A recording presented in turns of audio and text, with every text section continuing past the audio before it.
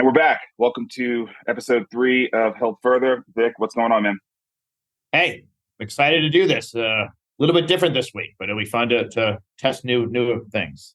Yeah, I'm looking at the mountains in Aspen, Colorado right now. I'm at an Aspen Institute executive seminar this week, and it's been a lot, but it's been great.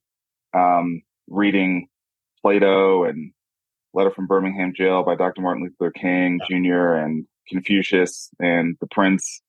So Wow, my head is that's quite a reading list. Just right yeah, there. yeah, yeah, and the Communist Manifesto and the Declaration of Independence. So my head's like kind of in the clouds a little bit. So Yeah. on some of these more current events in healthcare, you may have to take the lead, but I think we have had a busy week of activity and some good things for us to talk about. Why don't we kick it off with the news about KKR and Envision?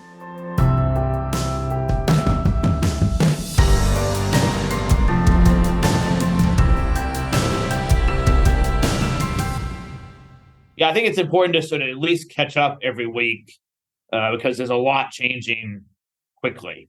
Um, so KKR and Envision, they filed bankruptcy. Maybe it was Monday or Tuesday. The days kind of Yeah. run together. And it got announced May 15th. So I guess that was Monday. I have a headline. Do you want me to pull that up? Or Yeah, just yeah, talk go, through it? yeah.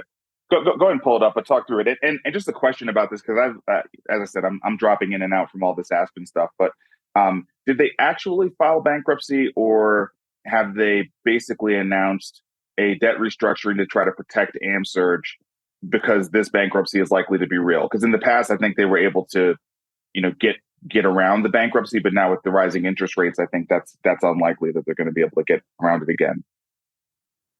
Yeah, they filed Chapter 11 bankruptcy. So That's done. that's the news. They put Okay. it into Chapter 11. They have previously moved assets around internally, in my mind, protecting the most valuable assets, which are the surgery center business. What used to be called AmSurge. I think they still refer to it as AmSurge. Yeah. Um, and that is a very successful and I think really valuable business. But within the $11 billion of debt, there's the other doc management and emergency department management outsourced business, and it is not very valuable, or it's not as valuable. And so KKR has sort of put, I think, most of the debt. My personal opinion is they put a lot of the debt on the asset they view as struggling, and now they're bringing the whole thing into bankruptcy. But I believe there's a prepackaged arrangement where AmSurge it currently exists with very little debt, just the debt that it uses to run its own business, and the rest of the debt is with the other side. Okay. Now, So the bankruptcy process, Chapter 11, is a court managed process. But I believe it's going to, my belief is it will make it through, and there will be, two assets, one that has a ton of debt and not much equity value, and then one that has some equity value for KKR and for whoever else is invested. okay, so there's 3 storylines I want to try to dig into. The first one is the actual KKR deal that brought Envision and AmSurge together. I'm going to run through all 3 and then, would love your thoughts on them. So the first one is the original deal, right, that brought Envision and AmSurge together. The second is the No Surprises Act part of the storyline where United Healthcare and AmSurge ended up getting into a public spat. And it was all around rates, reimbursement rates. And I think even at that time when it happened, Optum was so strong that everyone knew there was not a lot of leverage there that Envision was going to have in that situation. That was a pre-pandemic, development. And then the third one being the fact that Envision and HCA have a 50-50 joint venture called Valesco. And maybe I can talk a little bit more about that one. That HCA has come out this week and said that this bankruptcy is not going to disrupt their option staffing joint venture. So those are three, I think, important storylines that come Yeah. off of this. The private equity one, maybe most relevant for you and I, because it's in the investment world, and this was, a big roll up that I think in the beginning showed some promise, but I think pretty quickly after that started to show some of the weakness. And AmSurge clearly was the more valuable of the two assets for a long time now. So let's maybe start with the deal. Chris Holden. I mean, AmSurge is a Nashville company. We've known management over there for a long time, and they're a great company. And it was formed in the '90s, really related to American Healthways, which turned into Healthways. The same sort of group of really connected, really successful healthcare entrepreneurs launched both. And they both were really successful. Both went public, both had a long, independent, life. And I'm probably biased because I really like the AmSurge former team, which to your point, with this merger, it was Envision was the named acquirer, but many of the executives and the CEO, Chris Holden, came from the AmSurge side. And in fact, they moved most of the headquarters here to Nashville. And so I think that's true. I'm not sure I'm completely objective, but yes, AmSurge, the team was really strong, and it was the more valuable of the two assets, in my opinion.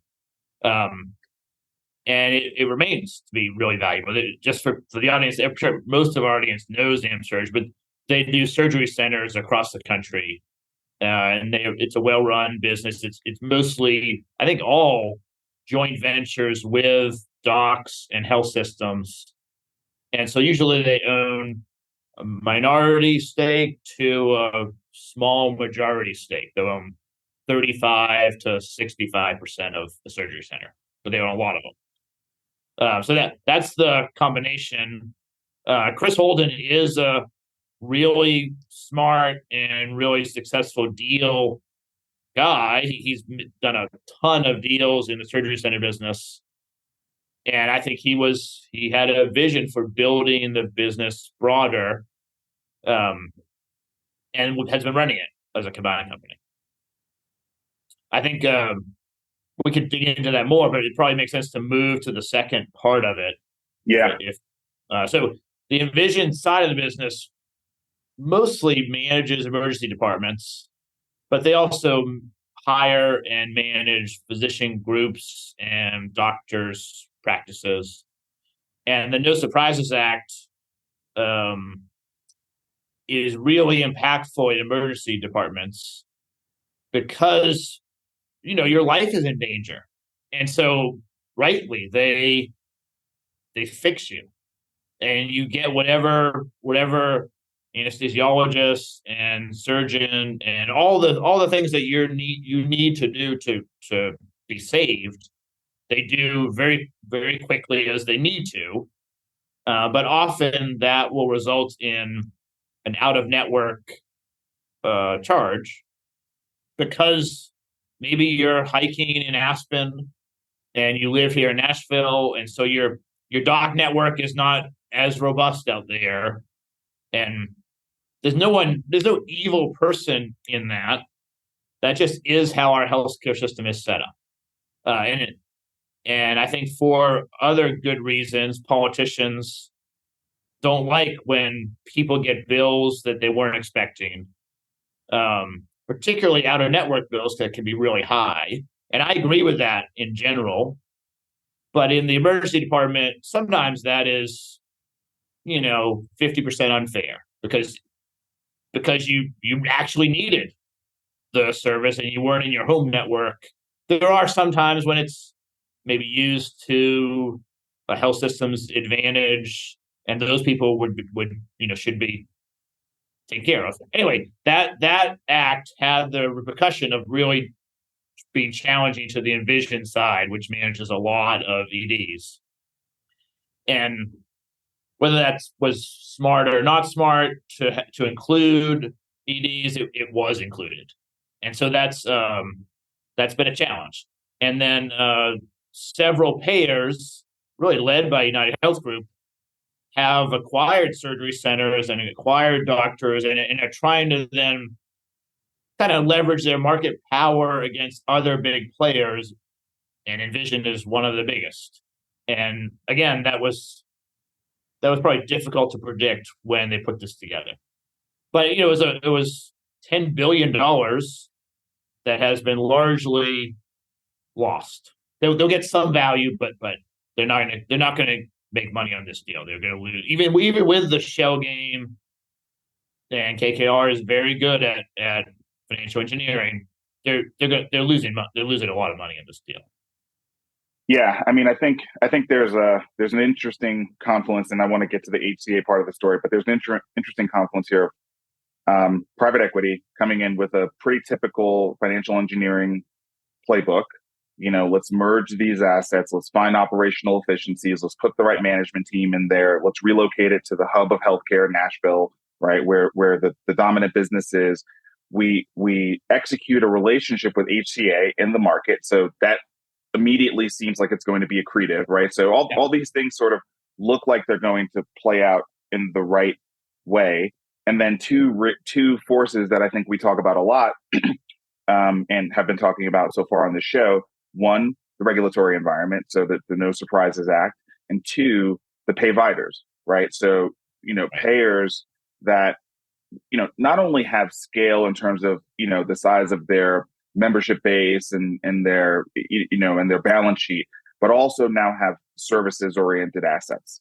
And so they have an internal loop where they're not just checking costs, but they're also checking outcomes. They're able to check a lot of things, right? Yeah. And they're combining, both of those sciences, and ultimately their actuaries can come up and do research and say, look, these rates are ridiculous, for the outcomes that we're getting, or for the member satisfaction that we're getting, or et cetera, right? So, I think again, we see these situations where if you are not, an outstanding operator vis-a-vis HCA, which I want to now get to, with a clear foothold in fantastic markets and in a part of the business that the payviders generally at this point have decided they don't want to be in, which is, let's just call it generally the acute setting, the acute hospital-based setting, then, you could be in the crosshairs, right? I mean, the wrong combination of regulatory, agendas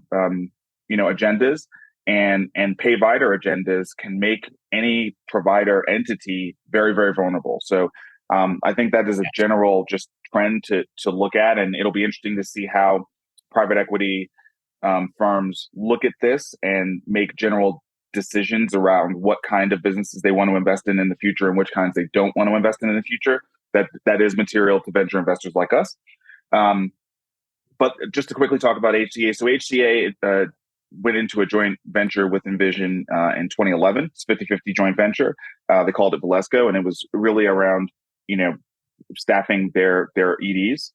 And I think what's interesting, obviously, we know how strong HCA is. A month ago, Sam Hazen, that HCA announced that HCA took over 90% ownership of that joint venture, right? So the writing has been on the wall around the Envision situation for a while. This is not new news. And the idea that HCA, especially on the heels of a fantastic quarterly earnings report, announced that they're taking a much, much stronger position in the joint venture, i.e. signaling to the market, we're taking control of this thing.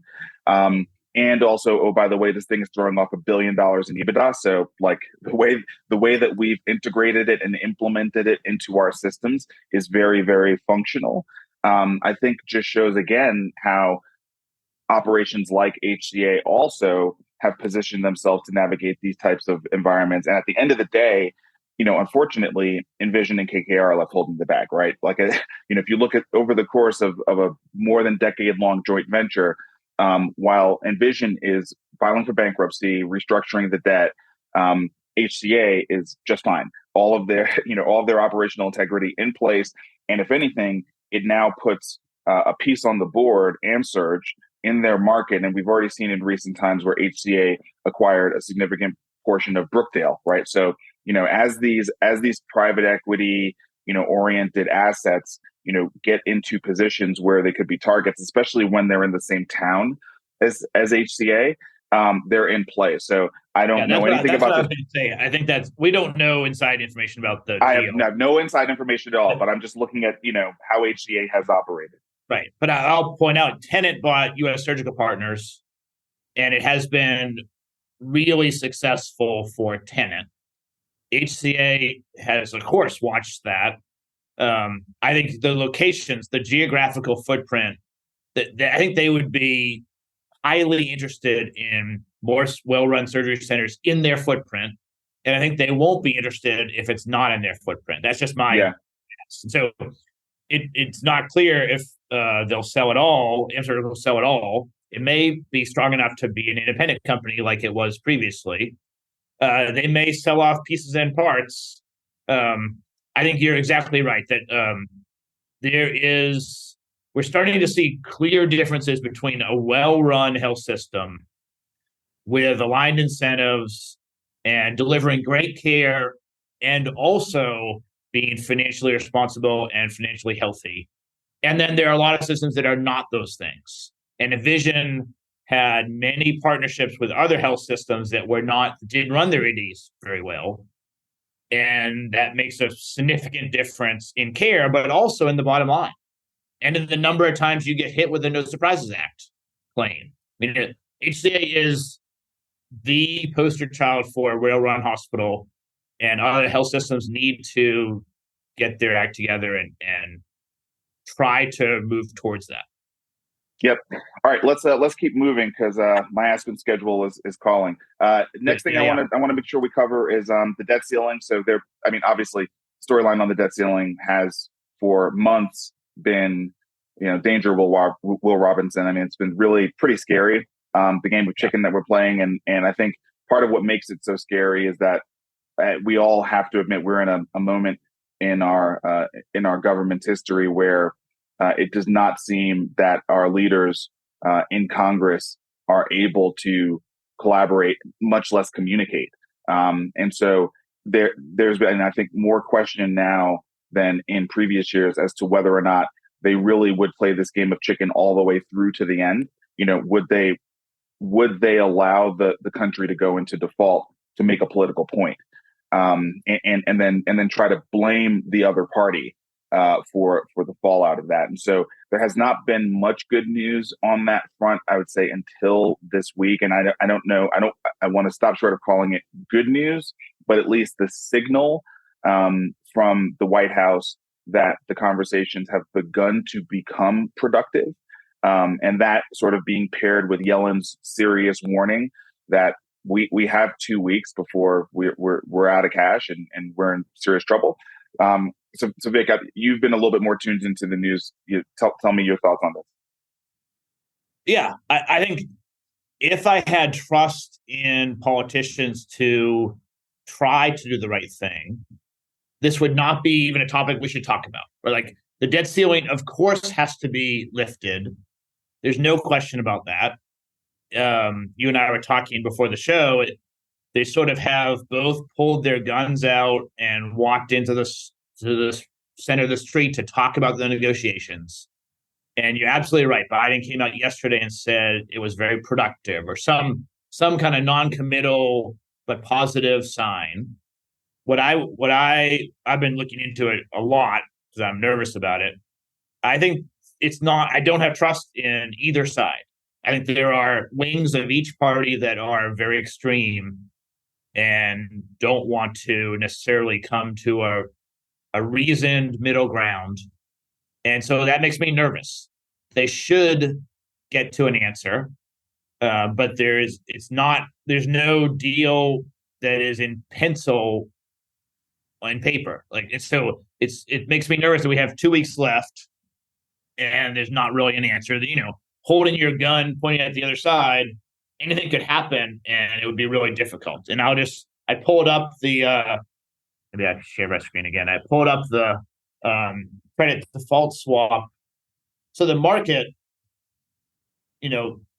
assesses these things with a credit default swap. So this is the chance that the United States would default on its debt, and people they buy insurance basically, and other people would sell insurance, and you can see, for decades, it's been very low. In 2011 was the last time it got up to like a 80 basis points. And where now it's never been this high in the history of doing credit default swaps. And that's not a good sign. Now, No. it doesn't mean anything other than the market is worried about this because I don't think the market has trust that our politicians will actually do the right thing. So we're recording this on Thursday morning, the 18th. They might come out this afternoon and fix it all. But we're going to have to watch it, unfortunately. I'd rather just not worry about the debt ceiling and go build healthcare assets. Yeah. Last week, I was in San Francisco at an Axios event, their BFD event, and TPG's CEO was interviewed by Dan Primack, John Winkelried, and the last question was about the debt ceiling. And Winkelried said he's more worried than he's ever been. He said, he said, I'm hopeful, and I think cooler heads will prevail. But he did acknowledge that this government does appear to be more willing to push a political agenda and less willing to communicate. And so I think you're seeing that reflected in the credit default swap, rise, which is obviously and it reflects what we talked about with Emily last week. I mean, no one has confidence in our elected officials, unfortunately, from either side. And so that's kind of scary in itself. And there are points in time when we need them to do their job. And so hopefully they will. Yeah. I know we're short on time. Let's take a minute to go to our sponsor because they are our friends at Jumpstart Foundry.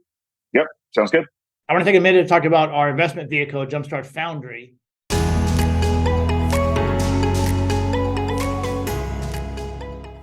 It is the product that Marcus and I put together first.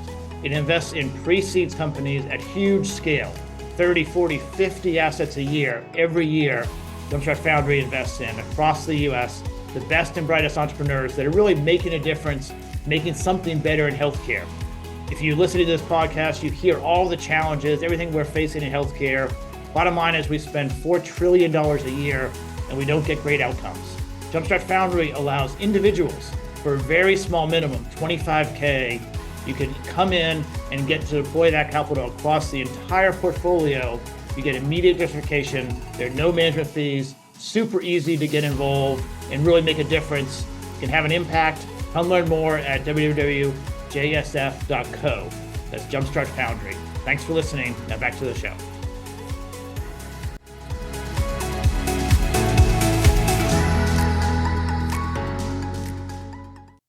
All right, we're back.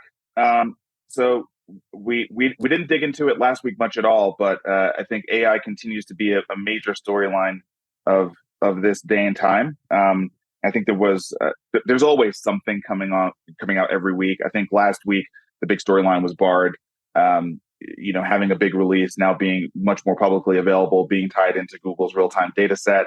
So that was, I think, in Gen Pop, that was the big AI storyline. But there are storylines in healthcare as well that we're constantly tracking. So Vic, you've been keeping up with this. Run us through what's going on in AI right now. Yeah. So I'm going to do it pretty quickly because not everyone is interested. But as we talked about last week, we have to figure out productivity gains in healthcare. AI is the best way to get there, I think. And I'm just going to run through several things pretty quickly because there's a lot going on.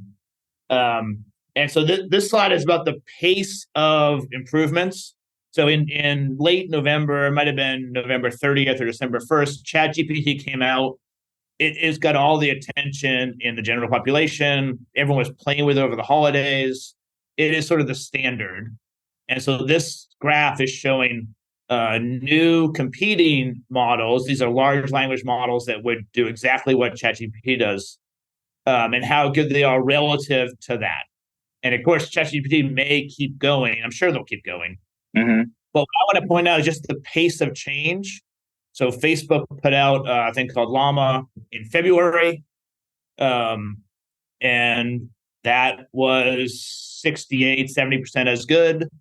And then some folks at Stanford sort of improved it 2 weeks later and got to about 3/4 as good as GPT.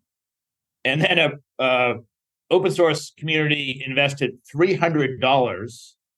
So my teenagers have that much money. They put $300 in and got to 92% of ChatGPT. And as you said, Bard is Google's platform. They came out last week on 93%. And so the pace of this is hard to get my head around. I mean, you and I have done tech investing, VC investing in healthcare for a long time, and things don't change this quickly, even in software. No, listen, I mean, if for me, if there's no other reason for us doing this show, it's to have a weekly touch point to check where we are with AI. I mean, it's just absolutely ridiculous. And as I look at the source on this image, the article does also prompt me to bring up the tagline that we heard from last week, which is there's no moat, right? Google said they have no moat, but neither does anyone else. Right. And that really is that's such a disruptive reality to this technology, different from so many technologies that we've seen over the last 15 years. Most of these technologies we've seen in Web 2 have been significant moat creators, whether they be marketplaces or they be networks or they be, really, really valuable databases. They've been moat creators. And this one, it's impossible to present where the moat's going to show up. So that's why it's so hard to be sure that the investments are actually that accretive, unless you then think about applying the technology to existing software through distribution. And that's where you start to feel like Microsoft and Google start to really run away with it, right? Because they've already got the install base on Google Search, Google Docs, Microsoft Office, Teams, things of that nature. So that's where you start to really think about the power of distribution. I've been thinking a lot about it, trying to figure out, is this a continuing innovation, like something that would make the existing tech companies continue to dominate? Right. Or is it disruptive, meaning it is going to create a whole new set of big players that we don't know their names of yet? And I don't, it's not clear, but that no moat comment was leaked out of Google. They're pretty well connected in the tech world. All of these things we're showing right here are being offered free today, except for ChatGPT. And so you can get, for $300, you can create something that's 92% as good, on your laptop. And so I don't know how much they're going to be able to charge at Microsoft and ChatGPT, but yes, they can reinforce Windows and Microsoft Office. Google can protect search for a time. But then I think I want to just quickly run through some other applications. There's a lot in healthcare going on, but just to give people a perspective. So this is a hedge fund like product that was started about a week ago. Is that right? I mean, it's a week, or maybe it's 10 days at this point. They're using ChatGPT to do trading. They were on CNN, as it says there. And in a week, or maybe it's 2 weeks, 10 days, they've got 13,000, almost 14,000 investors and $7.5 million. And so that's the kind of pace of change. I'm sure they've increased it since I made this slide this morning. We had the first really interesting advertisement. So Coke did about a 1.5 minute commercial using AI tools and the Coke advertising partners, really around artwork. It's called Masterpiece. I would encourage people to go watch it. It's a minute and a half, and incredible. And of course, it's showing Coke in a lot of different artworks. And they did it very quickly using a free model from Stability, which is an open source platform. But they did have creatives that they paid to do it. That same company, Stability, released their animation. So they did stability diffusion, which was the first really impressive image generating. They now have an animation generating tool, so you can say, "I'd like to see a cat in a space setting, crawling along a table," and it does a full animation for you for free, and it's incredible. That was came out this weekend. And now we're seeing healthcare is starting to adopt it as well. So that's what's interesting, really, to our business and to our audience. The first place where we're seeing a lot of traction, again, HCA is going to be in this story, is in the documentation. Documentation is really a time-consuming aspect of delivering medicine. If you want to get paid, you have to document your work in the electronic health record or electronic medical record. And that's been mandated by the federal government. So everyone uses EMRs.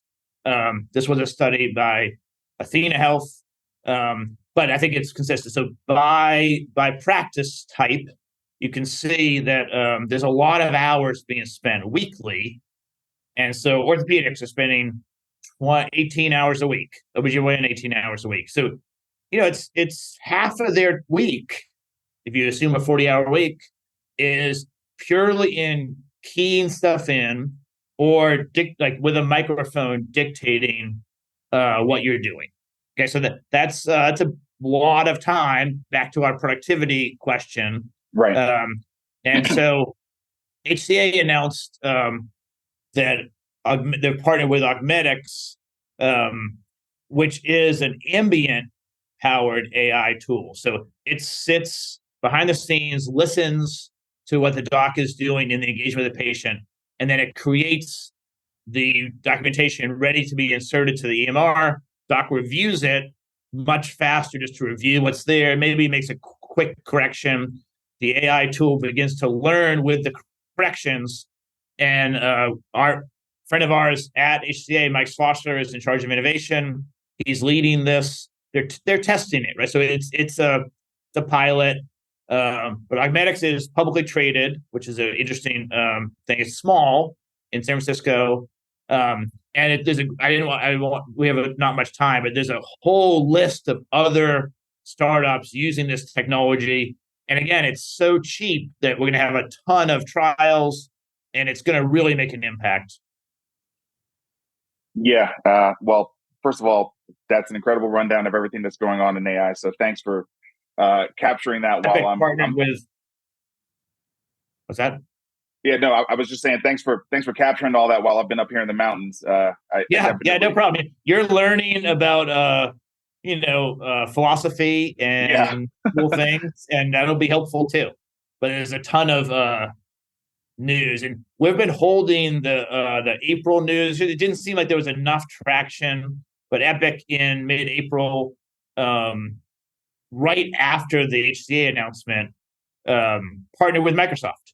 And they now have embedded ChatGPT in all their EMR systems, which is, like you said, distribution sometimes wins the game, right? And Epic has incredible distribution. It'll be interesting to see what Cerner does. And then the last I'll mention is 3M. 3M is kind of behind the scenes in healthcare, but they do a lot of HIS technology systems, kind of behind the scenes that make health systems work. And they formed a collaboration with Amazon. Amazon has not released a full large language model, I think because they sort of guessed correctly that wasn't going to be a moat that would really make a difference. And they're trying to, sort of provide the cloud services to anyone that wants to utilize this stuff. 3M is partnering with them.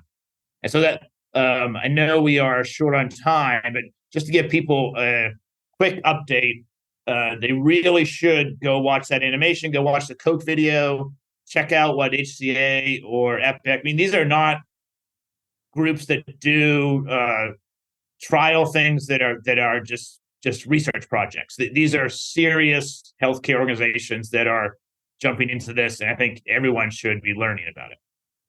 Yeah, and I guess maybe just one final word I'll offer before we do have to wrap up is that I think the way that we work being changed by AI is something that people are going to have to work at. I think eventually, and the way I would kind of liken it is, thinking about how seamless it is now to work on your phone and those gestures, right? All the gestures you do, pinch and zoom, swiping. These things were not natural things that we did when the iPhone first came around, right? So there's this transition that we have to go through. I actually wrote my first business article um, in partnership with AI. I did an angel investment in this tool called Type.ai, not investing advice. But I did it because I wanted to force myself to have a vested investment, a vested reason to learn, right? So I'm using this tool to try to learn how to write with AI because it's not comfortable for me because I've written a book and I write a lot and I like to write on my own. Yeah. You have to learn it's a new interface. It's a new way to, yeah.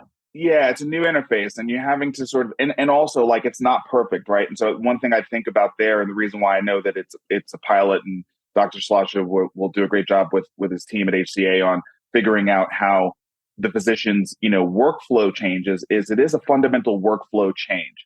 It will not be a situation where you're talking and then you can just 100% trust, what the output is. We are shifting to being co-authors and editors with the AI, right? And that's just a different mindset than you being the full-on author and maybe not even editing, right? Because you trust yourself on that first draft so much. It's a very, very different mindset, writing versus editing. And so I think even when we look at the animation or the image, generation stuff, all these things put us more in the role of an editor, and a curator and a discerning mind and an evaluator, as opposed to an author, a creator, and that's a shift in mindset that is going to take some time to work through. So as much as you encourage people to go view the Coke commercial, I also want to encourage people to start to try to do real work with these tools, right? So you can start to get a sense of how your workflow and how your mindset will have to shift in order to accommodate how this new technology will change the world. That's exactly how I feel. It is going to change the way we interact with each other and with health systems and with technology. And my belief personally is I need to learn how to leverage this technology. Like I learned to use a cell phone. Yes. And we all have seen our older parents or grandparents, whoever, maybe adopt cell phones 5 years after us. And it's a hard learning curve. And once you're through it, you don't understand, oh, you just pinch here. But when you don't know what pinch the screen means, those aren't words that in the 1990s meant anything. You can't pinch a screen. Right. It doesn't actually pinch. And then we start reusing words. And so the reason to kind of bring this up, and I'm diving into how would I design an agent to take action for me every night, wake up and do something for the same reason you're trying to write something. It's just playing with it and getting your hands kind of dirty and seeing where does it not work is the only way I think to really start to learn the interface and then circle back. So I agree completely. And I think there is a psychological aspect of it. And I think this is probably the Aspen experience for me.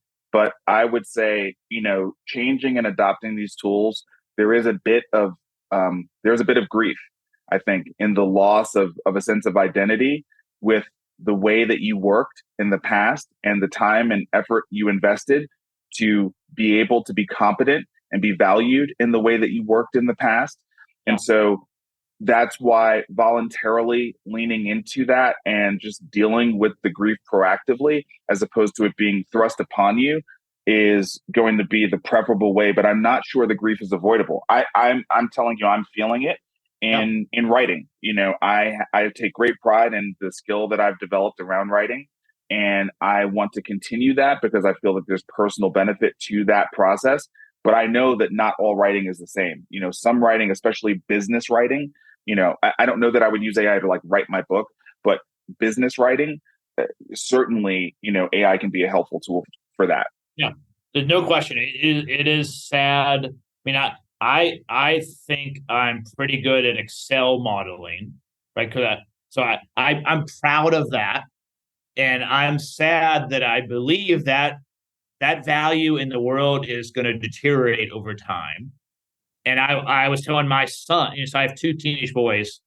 I was telling them this story, and then I'll let you go to actually learn something. But when I started as a VC, I got a job at Massey Birch, an old, very established venture firm, because of my skills with Excel. I didn't know venture very well, didn't know it at all. It was my first job. But one of the partners there was using a slide rule, which is not as good as Excel, just like clearly not as good. And he was not willing to give it up because he had invested a long time in the 70s and 80s building that skill. And he was really good at using a slide rule to calculate things. And he could calculate much faster than I could on paper. But I killed him in Excel because Excel is a better tool. It's a more powerful tool. Yeah. And what I was saying to my teenage boys is they're going to come up in the world being 16, 18, 20, 22 with this new set of tools, and it won't be hard for them, just like Excel wasn't hard for me. I have to lean in and really force myself to do this, because it is going to be hard for me to abandon a tool like Excel. And whatever tools you're used to using, you need to think about, how is this going to change? Because AI is going to change. I mean, Sundar from Google is calling it fire. He thinks it's like the invention of fire, and it's going to change everything. But I don't think we can stop that. We should have to try to educate ourselves so that we know what's coming. All right. So on that note, man, thanks for doing so much heavy lifting this week, putting the show together. Appreciate you. And we'll be back. Yeah. I'm coming back. We'll be back in the studio next week. I'm looking forward to it. And until then, risks and disclaimers. This is not investment advice. We're just two VCs trying to figure out the world, and hoping that you benefit from listening to our conversations about it. And thanks for listening. And please tell your friends to subscribe, share this with somebody. We're just getting off out of the blocks, and the way that this show is going to grow is by not just you listening, but you sharing it with somebody that you think would benefit from it. So please do that. Give us 5 stars on iTunes, or give us a like or subscribe on YouTube. We are on YouTube. We do this on video as well as audio. So you may be listening to this on our podcast feed, but just know when we talk about images or graphs or any of those kinds of things, they're on the screen because we're doing video versions as well. And thanks for being along on the journey with us. This journey to try to figure out where health is going. I'll just chime in. Yes, give us 5 stars. Also, give us some feedback. If you want to hear more of something or have questions or less of something, let us know. We're still evolving this. Yep. All right. Until next week. See you.